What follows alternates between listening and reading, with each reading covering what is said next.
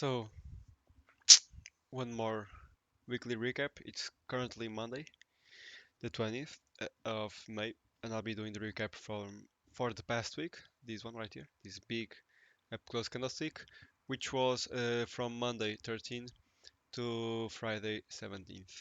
Or if you want to uh, talk about the whole week instead of only the trading days, it was from Sunday 12th to the Friday 18th. And that's basically it. I'll be reviewing. I'll be talking about it, what I think about what's going to happen next, and as usual, as my channel has been right here, I'll be continuing from this past weekly recap into the next weekly recap, if I may say so. So I don't think that I need to talk about the weekly candlestick anymore, but always the same thing. What are the news? Not for this week. I'm not talking about this week. I'm talking about the previous week, the last week candlestick. And what do we got? We got high impact news. Not a lot of those. Not like the week zero, where it was a lot of red, but a good amount of red and a heavy. Like imagine there's quantity and quality, right? Here we have a lot of quantity, right? And quality with the federal funds rate and FOMC, I think like that, and NFP, right? But here we have like medium quantity, right? And good quality because a good amount of importance, not a good amount of news, but a good amount of importance on the rate because we have Wednesday CPI and not the CPI from GBP or the EU, but the CPI from USD, which is more important than the other CPI. And then followed by Thursday, employment claims and PPI on Tuesday. So it's going to be a week that moves a lot. In what days do you want to focus your trading? Based by this, I'll be interested in seeing probably a Tuesday low of the week, Wednesday expansion, meaning that then after the manipulation, so the shit that's showing on Tuesday, I'll be looking for Wednesday buys and to distribute it on the upside. Just as looking at the news, not looking at the past action on the charts, because if I look at the past price action from the previous week one that I reviewed, maybe some things can be different. So that's why I need to not only focus on news, not only focus on charts, but have like an connection between both, an interconnection, and make your judgment based on not a lot of elements, but those that are needed for your plan. My plan is that simple weekly TXT, and that's the only thing that I do, not more. So there are news, so it's a possible week that it's good to be trading. It's not a waste of time or a waste of mental capital or even a waste of capital in itself. And then what do I remember? I remember that on week one, the previous week, so this is week two, but the previous week one, which was my last weekly review, I remember that we had an inside candlestick. So that is already like a fingerprint, or yeah, a fingerprint on the by the algorithm that it's telling you that the price is going to expand next week.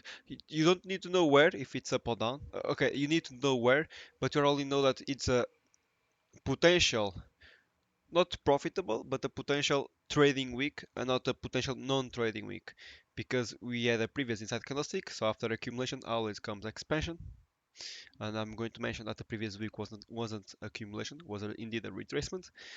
But even though if you knew that the previous week with an inside candlestick wasn't wasn't a retracement, then it means that it's going to expand on week two, on this current week that we will be reviewing, meaning that if the week zero trade on the upside, then week two retraced that, then week one retraced, then week one will go potentially continue on the upside. If indeed the week two is, if indeed the week one candlestick.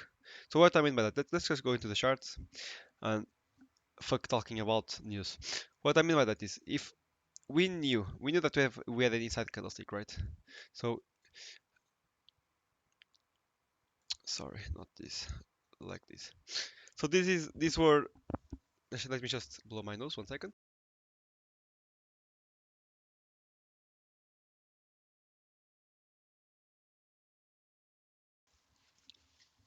So these are this current chart right here was the only information that I had, and I'm pretty sure that if I go into my last video, not this one, but this one, in a very, I'm sure that I talked about price going higher or something related to that. So I probability trading, I'm not sure if I mentioned that, but it's very high probability that I talked about potential uh, quotation upside. But we only had this, right? So we had an expansion, and after expansion comes retracement or reversal, and we had an inside candlestick, right? So this inside candlestick only can mean two things: either the week zero, this 29th, this bridge week, because this is week one, this week zero slash bridge week, which was the previous week, the connection, the bridge between April and May. Either this week makes the eye of the day, eye of the month at this order block, and then price continues lower, or or price going to continue higher. The highest probability idea is higher prices because we are on the discount. We had a turtle soup right here, right? And right here, turtle soup, right? And we have a lot of liquidity on these eyes. Not this trend line, but this one. As we can see, we have a lot of liquidity right here. And continue from this right here. We can see that people are were expecting, right, this week zero high to hold and then price continue lower. And on week one, the first week after the bridge week, the inside candlestick, price indeed that kind of accumulation look, right? Or making a top and price then traded higher and so on, so on. But that was the whole idea was that people were expecting lower prices. Everyone that was bullish was now shorting because of these breakouts. And where is the highest probability stop loss for this breakout? So this I was the I that break that falsely in this case breakout, no? But breakout below this low. So people are going to put a sell right here, stop loss on that eye, and possibly looking for something like this, or I don't know, something in that idea. The whole conclusion that I have for this is that is to study a lot of the ICT markets, not market cycles, but how does he call it? Price delivery engine with those circles, with the accumulation right here, expansion, retracement, and reversal, because that's how we can call what's going to happen next. Because then that can, I think it's better to study by the weeks like I do, because in the day there are a lot of times expansion, accumulation, retracement, and reversals, right? Like news is always considered expansion, but it needs to be considered an expansion. Like a displacement means that if after a displacement price usually retraces to OT and then continues on the upside. But if it doesn't, if that expansion, so if that news is a manipulation, is a Judas swing, then it's going to create a false retracement, which is indeed a reversal to then continue lower. That's basically the old premises about this. So I knew that we had price expanding on week zero, and then followed by an inside candlestick. So what is the next usually thing that's going to happen? Is either going to expand or reverse. So if price is going to reverse right here, then it means that on week two, price will go to trade lower, right? And we will be trading lower. But like I talked in the video, what did we have on this week one? We had this late reversal. So the start of the week one is right around here, right around here. The week one, blah blah blah blah blah, blah. And we had this late Thursday reversal, three down close candles into this fair value gap, making this Friday low. And right after this Friday low, we can see our current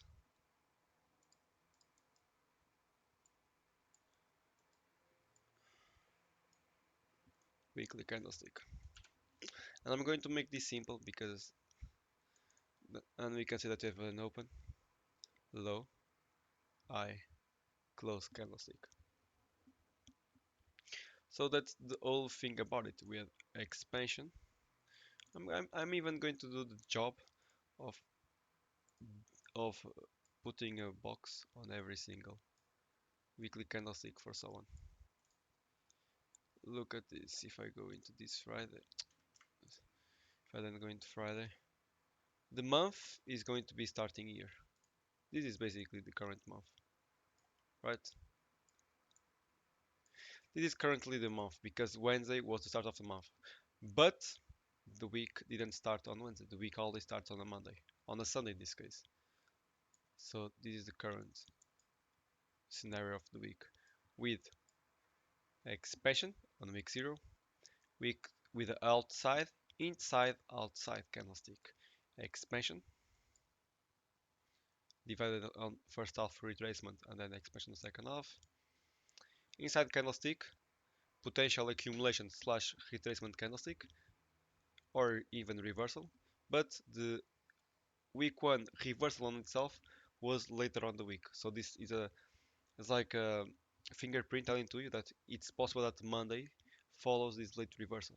So because price accumulated, lot of liquidity, then late reversal, Friday accumulation, making this low, and then it's potentially to see Monday and Tuesday continue this all. So it doesn't. So as you can see, what happened because we had this late Thursday reversal on week 1. Then on week 2, there wasn't a need for price to do this, right? Let me just get and what is path right here because we had this. Let's just make this is the week 1 starting. It's right here. So because we had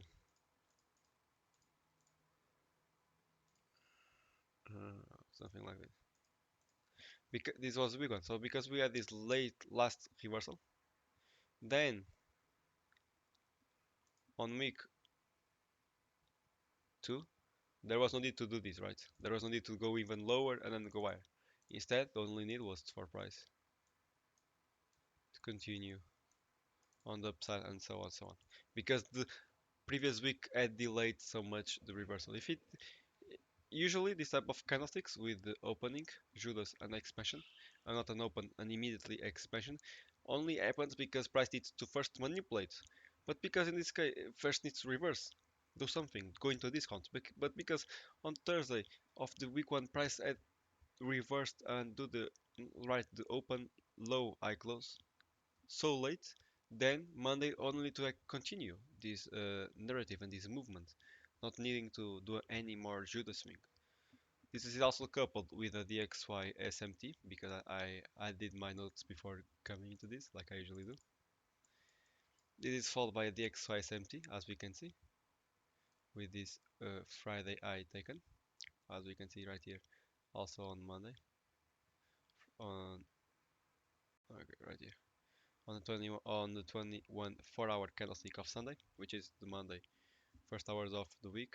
We had then this Tuesday SMT between EU and the XY.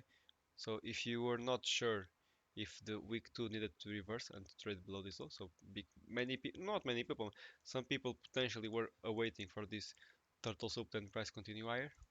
We have this DXY SMT telling me that it's not going to happen, coupled with GU also not happening, as we can see. GU also with no SMT and price immediately expanded on the upside. We can also go into details about this SMT right here with GU turtle soup in this and EU respecting it and so on so on. But that's basically it. So we had Monday expansion, then Tuesday retracement before expanding once again, and then Wednesday CPI. And that's something that I want to talk about. It's the idea about the old CPI. So where is price going to go next? It's this high.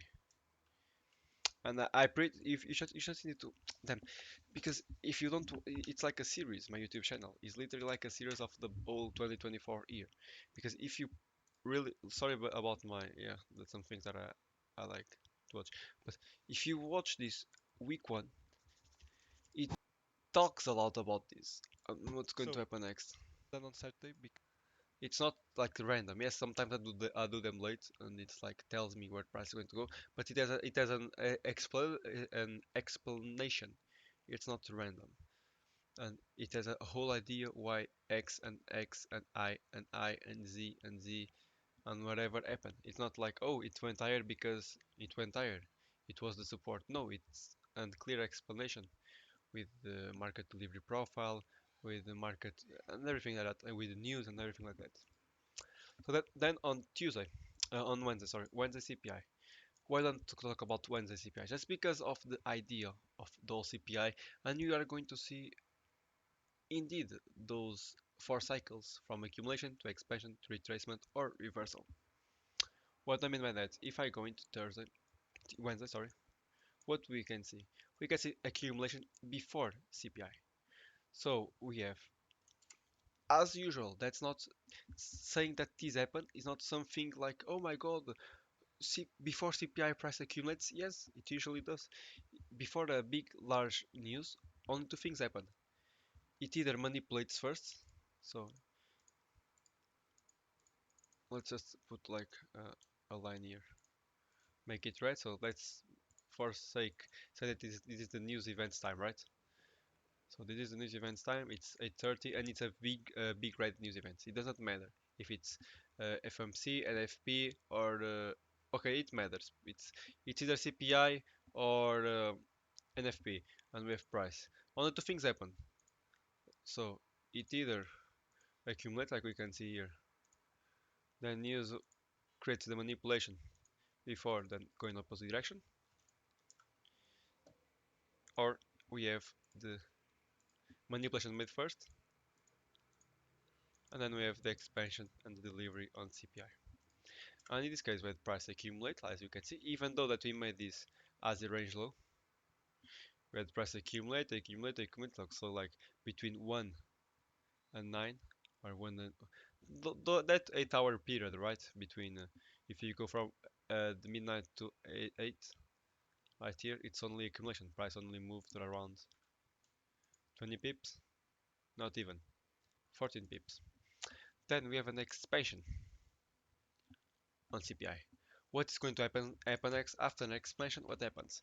Before even thinking about what's going to happen next, we have to categorize that expansion either as a reverse, as a displacement swing, or a Judo swing, and that then tells you if it's going to retrace or reverse. If this is going to be a displacement swing, then you want to look for a retracement to then continue higher, an OTE before continue on the same direction of the expansion. But if you categorize this as a judo swing, then you want to see price create a fake OTE, small protection, protection, what protraction, protraction, before then going lower. I don't know what to say. If you watch ICT, you know what I'm talking about. I'm just not don't know how to say it. That's basically yeah. So that's just that's market profiles with the ICT lingo. Basically, just it. If you expect a displacement swing, then you want to see retracement expansion. If you expect a reversal, then price needs to go lower. But why didn't it reverse right here? Why sometimes these CPII or CPI low or CPI ends is either sometimes a retracement, reversal. Like I mentioned, sometimes CPI right here creates the reversal, and other times